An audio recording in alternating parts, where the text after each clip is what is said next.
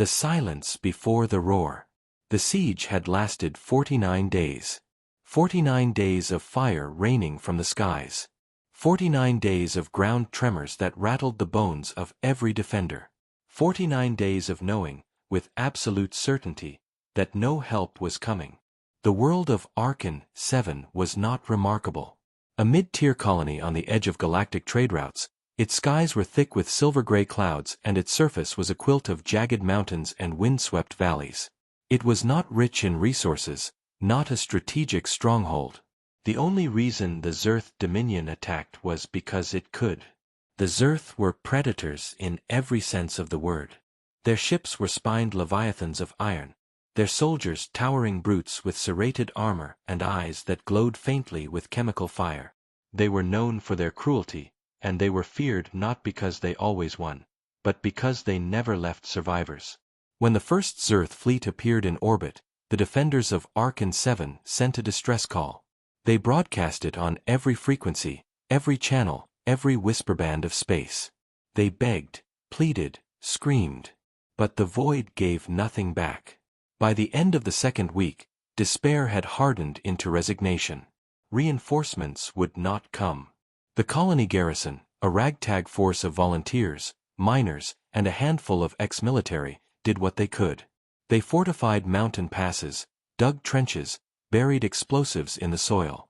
The civilian shelters ran out of food by the third week. By the fourth, the sick were dying. By the fifth, even the children had stopped crying. And still, the Zerth pressed down. Every night, the sky above the colony burned red with orbital fire. Every dawn, the survivors counted fewer numbers. Lieutenant Commander Varis of the colonial militia stood on the wall of the last fortress at Blackridge Pass, watching the skies burn. His scales, a dull green normally, had lost their sheen, dulled by grime and ash. His armor was scarred, patched with scavenged plating. In his claws, his pulse rifle shook faintly, not from fear, but exhaustion. Behind him, the fortress was silent. The few hundred survivors huddled in darkness, too weak to cry, too tired to curse. Any signals? Varis rasped, turning to his comms officer. The young trooper shook her head. Nothing, Commander. It's been weeks. Varis nodded slowly. He had expected as much. Every day, he asked the same question. Every day, the answer was silence. Still, he asked. Hope was stubborn, even in its final breaths. He turned back to the horizon. The mountain peaks glowed faintly as the sun bled over them, casting long shadows across the valley. And there, in the distance, the Zerth army stirred. Thousands of them, armored titans, moving with mechanical precision. War machines lumbered forward, their cannons already warming to life. Above them, dark-spined warships hung low in the atmosphere, blotting out the light. The final assault had begun. In the shelter below the fortress, the civilians whispered. Old mothers clutched their children. Miners with broken arms still clung to rusted rifles. They all knew this was the end. The Zerth did not take prisoners. They consumed. And yet, in one corner of the shelter, a frail old scholar whispered something different. His voice, cracked and dry, carried a strange conviction. The humans will come, he said softly. The others scoffed. Some laughed bitterly. Humanity? That rumor-shrouded species, scattered across a handful of colonies? They were said to be bold, yes, reckless in war, stubborn in defeat. But no fleet of theirs was anywhere near Arkan 7. They don't even know we exist, one miner hissed. But the old scholar only smiled faintly, his eyes gleaming. The void listens. The humans always answer. On the wall, Varis raised his rifle and braced. He was no fool. He did not expect salvation. He expected to die well. To kill as many Zerth as his claws would allow before the end. That was the only honor left. The valley shook as the Zerth advanced. Artillery fire lit the slopes, turning rock into molten streams. Their war horns echoed, deep and mechanical, a sound like the grinding of steel bones. The defenders returned fire, scattered plasma bolts, mortar shells, small arms. It was like throwing pebbles at a storm. The Zerth came closer. Varys roared to his troops. Hold the line. If we fall, the shelters burn. The defenders roared weakly in return. Some fired until their rifles overheated. Others prayed. Many simply stood, waiting for the end. The Zerth front ranks were nearly at the ridge when it happened. At first, it was only a flicker. The stars overhead, distant, dim pinpricks, shivered, as if something vast was moving among them, something the eye could barely catch. Then came the sound, not through ears, but through the bones. A vibration, low and endless, like the growl of a beast beyond imagination. The Zerth halted. Their soldiers paused, heads craning upward. Even their war machines slowed, sensors twitching uncertainly. Varys felt it too, the air itself thickening, the sky bending. He squinted upward through the haze of fire and smoke. And then, his blood ran cold. Something was coming. Something from the void. The clouds split like torn cloth, light pouring down in a vast spiral. At first, the defenders thought it was another Zerth dreadnought breaking through atmosphere. But no, the shape was wrong. Sleek, angular, predatory. Its hull shimmered not with jagged spines but with dark, smooth armor, veined with glowing crimson lines. It did not descend, it fell. Like a blade. Like judgment itself. The human warship roared out of the void. The Zerth reacted instantly. Their warships pivoted, engines howling, weapons locking. Cannons spat torrents of plasma skyward. The human vessel did not flinch. Its shields bloomed with a glow like fire-wreathed glass. Plasma bolts splashed against it like rain on stone. Then the warship answered. One beam. Just one. It tore through the sky, carving a Zerth dreadnought in half like paper. The alien ship didn't even explode, it simply unraveled, ripped apart atom by atom, until nothing remained but drifting ash. The battlefield froze. The Zerth had never seen such a weapon. The defenders had never imagined such a strike. The silence was deafening. Then the human ship moved. It didn't drift. It stalked. Its massive frame glided low through the clouds, hunting, each turn impossibly graceful for its size. Its weapons lit again, each volley erasing entire formations of Zerth armor. Tanks melted. Soldiers disintegrated. War machines that had seemed eternal crumbled in seconds. The human warship roared again, not sound, but power, its engines tearing through the sky with thunder that shook mountains. On the wall, Varys dropped his rifle. His claws trembled. For the first time in 49 days, his chest swelled not with despair, but with something dangerous. Something he had buried long ago. Hope. Around him, defenders screamed in disbelief. Some laughed, wild and broken. Others fell to their knees. The old scholar in the shelter wept openly, whispering, "They came." The void answered. The Zerth faltered. Their front ranks hesitated, their horns falling silent. Fear rippled through their soldiers. The predator had become prey.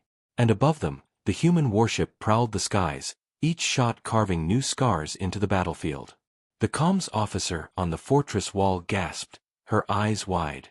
"Commander!" Varys snapped to attention. "What is it?" She held up the headset, her voice shaking. We're being hailed." Varys snatched the receiver, claws digging into the metal. His voice cracked. "This is Lieutenant Commander Varys of Arkan, 7 Militia. Who are you?" Static hissed for a heartbeat. Then a voice came through. Calm. Steady. Human. "This is Captain Mara Wren of the Terran warship Aegis Ascendant.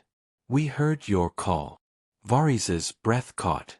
The entire fortress seemed to still, every ear straining.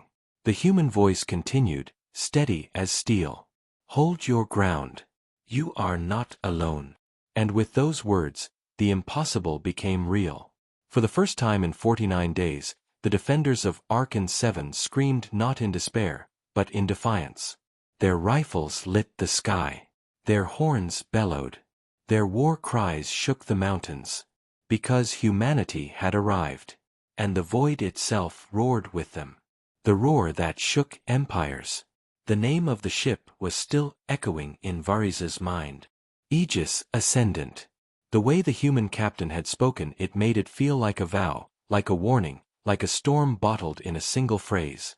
The battlefield was no longer silent. It was screaming. The Zerth Dominion was not accustomed to fear. They were predators by nature, empire by conquest, but in that moment their fleet moved with frantic urgency. Their command warships spat orders across encrypted channels. Dreadnoughts banked hard, scrambling to reposition. Ground units surged forward in desperation, as if proximity could protect them from the impossible vessel stalking the skies. The Aegis Ascendant didn't just fight, it hunted. Every maneuver was precise, deliberate. Where Zerth formations clustered thickest, the warship's cannons unleashed storms of fire. Where their warships retreated into orbit, its engines flared, leaping into the void to meet them head-on. Each strike was devastating.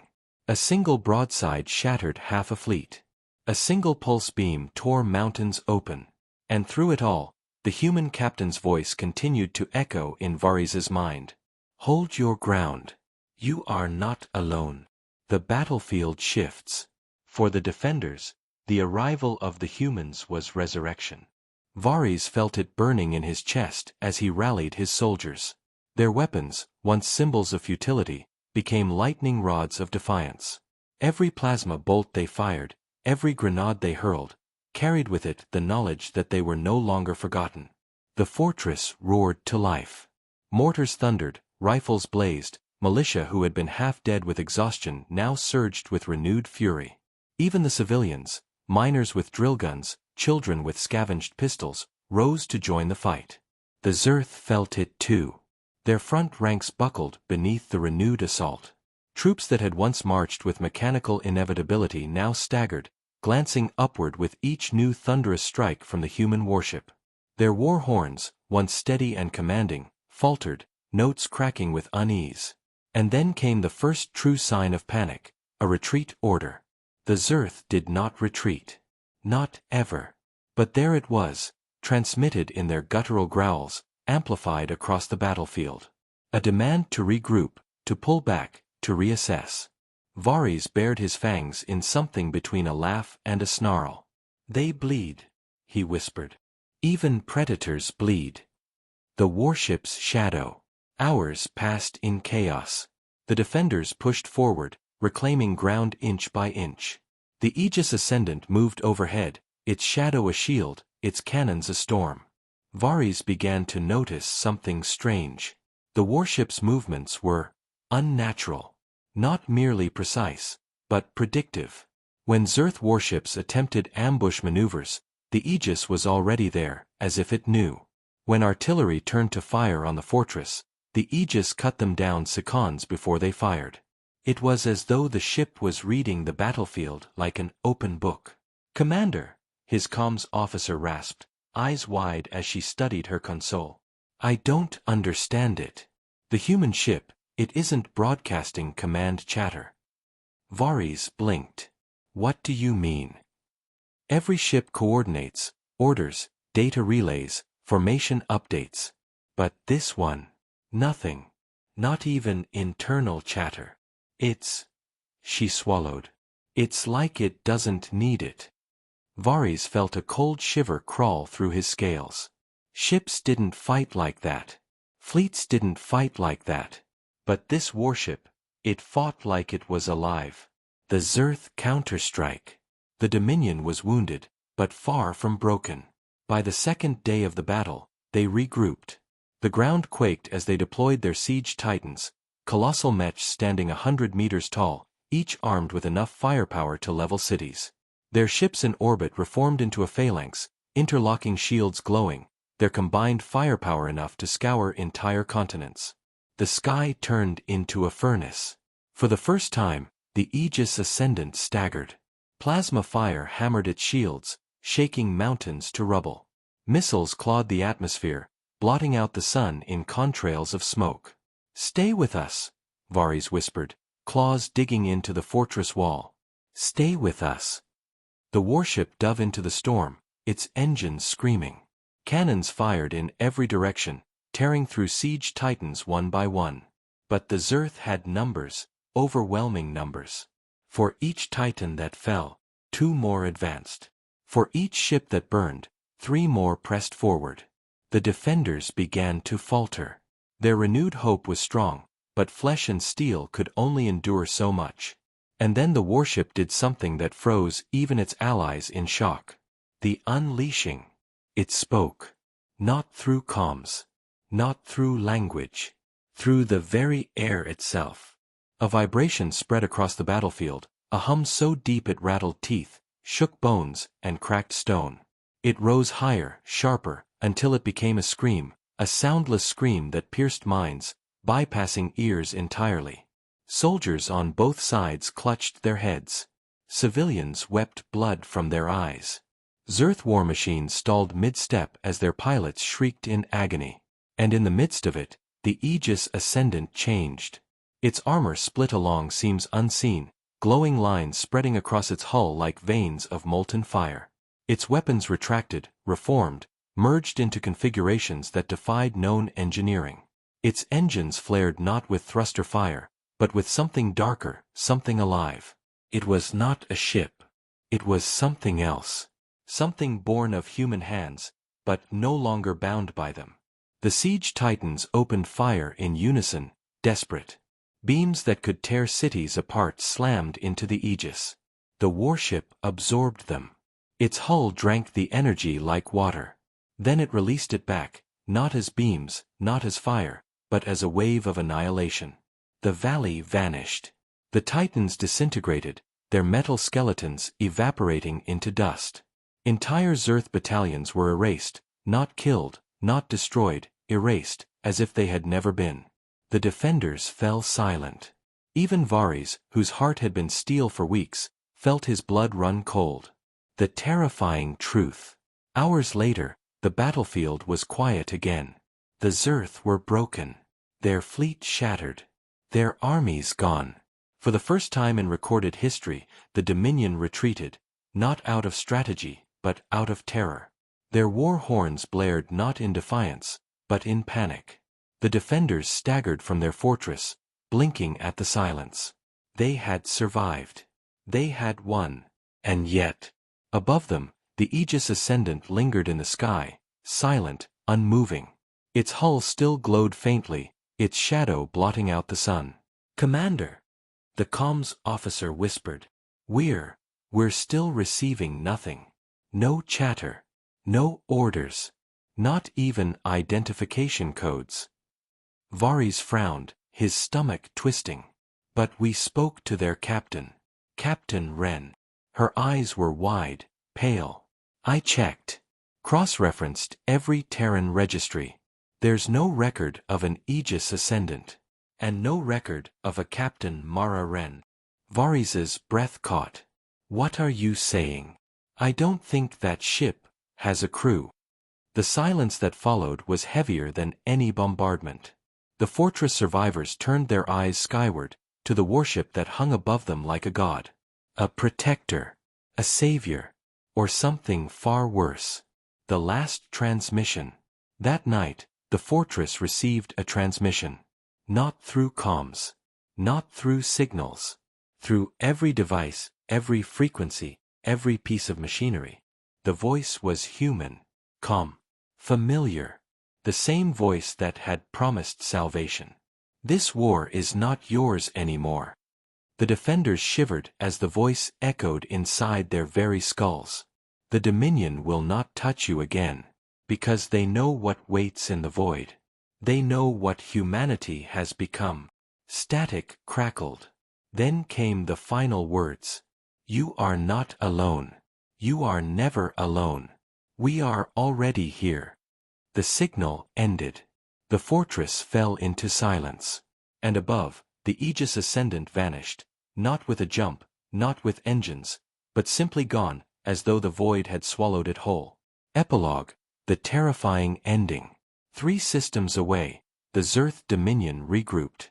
Their war council gathered in a chamber of steel and shadow, Voices raised in fury, fear, denial. They spoke of the battle, of the loss, of the impossible weapon. And then, one by one, their voices died. Because through the council chamber's walls, a hum began. Low. Endless. Rising. The same hum that had shattered armies, that had erased titans. The Zerth turned their eyes to the darkness beyond their windows. And there it was. The Aegis Ascendant. Waiting. Watching. And hungrier than before.